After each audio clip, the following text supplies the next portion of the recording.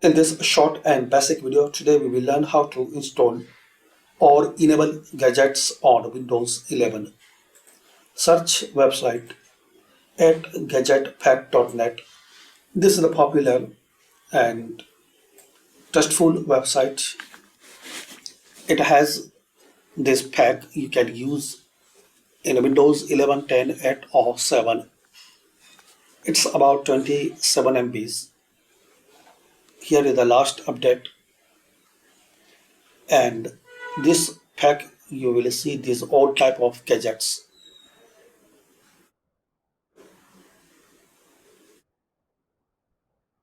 So this is the useful website, and this is the useful gadget packs. You will see a list of gadgets.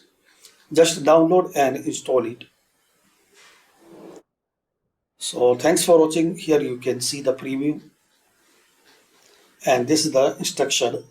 Easy way, just download and install, nothing you need to think. And still you are facing some problem or you need any query, so comment, I will try to answer it. So thanks for watching.